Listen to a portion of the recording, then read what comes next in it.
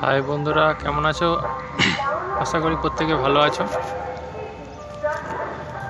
আজকে আবার একটা নতুন ভিডিও ক্লিপ নিয়ে আমি হাজির, সত্যব্রত, তোমাদের বন্ধু, আমার চ্যানেল স্নো ফলস নিয়ে। যাই হোক, আমার বাগানের পাতাবাহার গাছ নিয়ে আজ ভিডিও, পাতাবাহার, কাঞ্চন এসব নিয়ে। তো যেটা দেখতে পাওয়া যাচ্ছে সেটা হলো পাতাবাহার। এই পাতাবাহারটার প্রসঙ্গে যেটা বলা সেটা হলো, এটা খুব সাধারণত একটু ছায়া বেশি ভালোবাসে, রোদে থাকতে ভালোবাসে না মেনলি, তাই এটাকে ছাওয়াতেই রাখতে হয়। আর রোপণ মাটিতেও করা যেতে পারে বা কোনো টব জাতীয় এর উপরেও করা যেতে পারে। টাইম টু টাইম জল দিতে হবে আর রোদে রাখা যাবে না, এটাই হলো এর একটা বিশেষত্ব, স্পেশালিটি।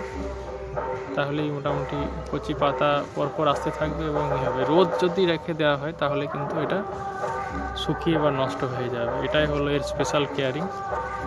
তো আজকের যে দ্বিতীয় যে টপিকটা দেখতে পাচ্ছেন নিশ্চয়ই, মাটিতেও লাগানো আছে, এটা মাটিতে লাগানো আছে এই পাতাবাহারটা। এটা এরকম পাতাবাহার অনেক রকমেরই হয়, তার মধ্যে এটা একটা প্রজাতি। যাই হোক,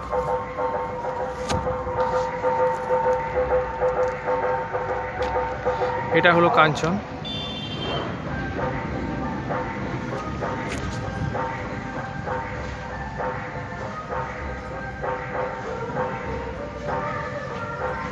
কাঞ্চন ফুল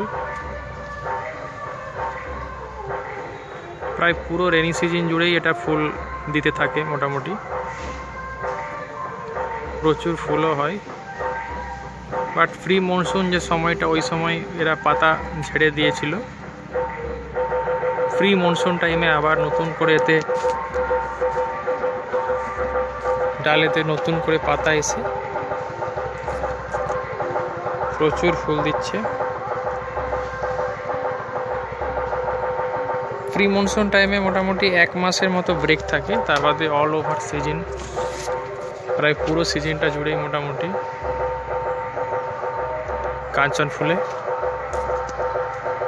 ফুল থাকে। স্পেশাল কেয়ারিং বলতে সেরকম কিছুই না, টাইম টু টাইম বৃষ্টি যদি না হয় তাহলে জল দিতে হবে, তাহলে মোটামুটি গাছ ভর্তি ফুল প্রায় সব সময় হয়েই থাকে।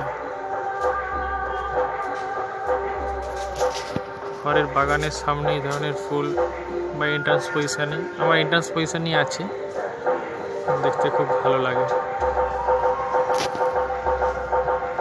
শীতের শেষের দিকে অল্প অল্প পাতা যদি ছেড়ে দেয়, তখন যে শুকনো ডাল হয় সেগুলো একটু ছেঁটে দিলে মোটামুটি ভালো হয়, তাহলে নতুন ফুল, নতুন শাখা পোশাকা বা ফুল আসতে সুবিধা হয়, আর কিছুই না। তারপর এটা এতই বড় আকার ধারণ করে নেবে যে আপনাকে ডাল অটোমেটিক্যালি ছেঁটে ফেলতে হবে।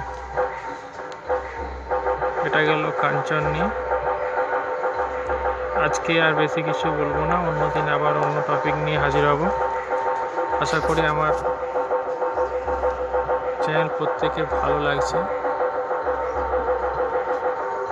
প্রত্যেকে ভালো থাকুন, সুস্থ থাকুন, আর আমার ভিডিও ক্লিপ দেখতে থাকুন। বাই।